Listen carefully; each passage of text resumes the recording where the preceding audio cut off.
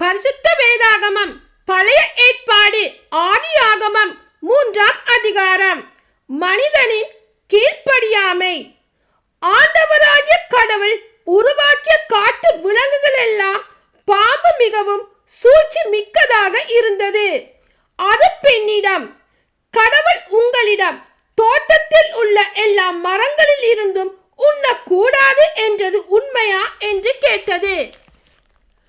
பெண் பாம்பிடம், தோட்டத்தில் இருக்கும் மரங்களின் பழங்களை நாங்கள் உண்ணலாம், ஆனால் தோட்டத்தின் நடுவில் உள்ள மரத்தின் கனியை மட்டும் நீங்கள் உண்ணக்கூடாது, அதை தொடவும் கூடாது, மீறினால் நீங்கள் சாவீர்கள் என்று கடவுள் சொன்னார் என்றாள்.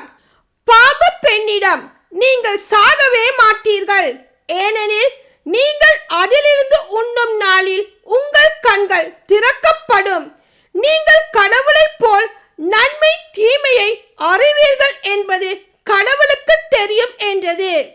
அந்த மரம் உண்பதற்கு சுவையானதாகவும் கண்களுக்கு களிப்பூட்டுவதாகவும் அறிவு பெறுவதற்கு விரும்பத்தக்கதாகவும் இருந்ததை கண்டு பெண் அதன் பழத்தை பறித்து உண்டாள்.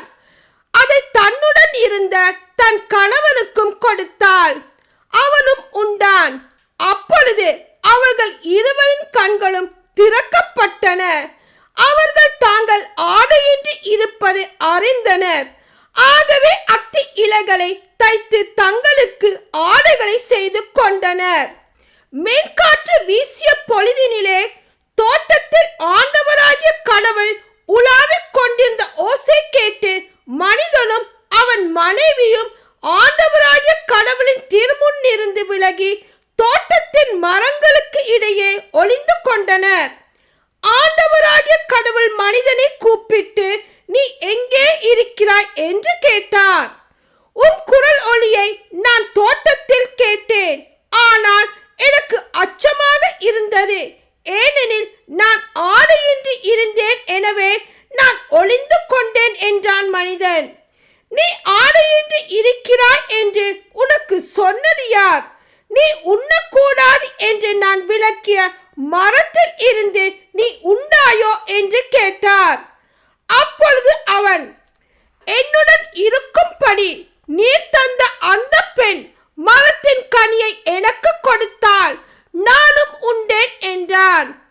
ஆண்டவராகிய கடவுள், நீ ஏன் இவ்வாறு செய்தாய் என்று பெண்ணை கேட்க, அதற்கு பெண், பாம்பு என்னை ஏமாற்றியது, நானும் உண்டேன் என்றாள்.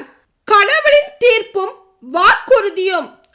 ஆண்டவராகிய கடவுள் பாம்பிடம், நீ இவ்வாறு செய்ததால் கால்நடைகள் காட்டு விலங்குகள் அனைத்திலும் சபிக்கப்பட்டிருப்பாய், உன் வயிற்றினால் ஊர்ந்து உன் வாழ்நாள் எல்லாம் புழுதியை தின்பாய், உனக்கும் பெண்ணுக்கும் உன் வித்துக்கும் அவள் வித்துக்கும் பகையை உண்டாக்குவேன், அவள் வித்து உன் தலையை காயப்படுத்தும், நீ அதன் குதிக்காலை காயப்படுத்துவாய் என்றார்.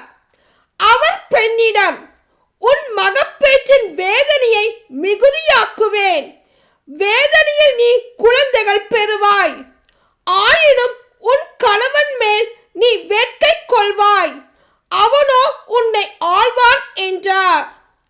அவர் மனிதனிடம், உன் மனைவியின் சொல்லை கேட்டு உண்ணக்கூடாது என்று நான் கட்டளையிட்டு விலக்கிய மரத்தில் இருந்து நீ உண்டதால் உன் பொருட்டு நிலம் சபிக்கப்பட்டுள்ளது, உன் வாழ்நாள் எல்லாம் வருந்தி அதன் பயனை உழைத்து நீ உண்பாய், முட்செடியையும் முட்புதரையும் உனக்கு அது முளைப்பிக்கும், வயல்வெளி பயிர்களை நீ உண்பாய், நீ மண்ணிலிருந்து உருவாக்கப்பட்டதால் அதற்கு திரும்பும் வரை நெற்றி வியர்வை நிலத்தில் விழ உழைத்து உன் உணவை உண்பாய், நீ மண்ணாய் இருக்கிறாய், மண்ணுக்கே திரும்புவாய் என்றார். மனிதன் தன் மனைவிக்கு ஏவாள் என்று பெயரிட்டான், ஏனெனில் உயிருள்ளோர் எல்லோருக்கும் அவளே தாய். ஆண்டவராகிய கடவுள் மனிதனுக்கும் அவன் மனைவிக்கும் தோல் ஆடைகள் செய்து அவர்கள் அணியச் செய்தார். பின்பு ஆண்டவராகிய கடவுள் மனிதன் மனிதன் இப்பொழுது நம்முள் ஒருவர் போல் நன்மை தீமை அறிந்தவன் ஆகிவிட்டான். இனி அவன் என்றென்றைக்கும் வாழ்வதற்காக வாழ்வின் மரத்தில் இருந்து பறித்து உன்ன கையை நீட்டிவிடக் கூடாது என்றார். எனவே ஆண்டவராகிய கடவுள் அவன் உருவாக்கப்பட்ட அதே மண்ணை பண்படுத்த அவனை ஏதேன் தோட்டத்தில் இருந்து வெளியே அனுப்பிவிட்டார்.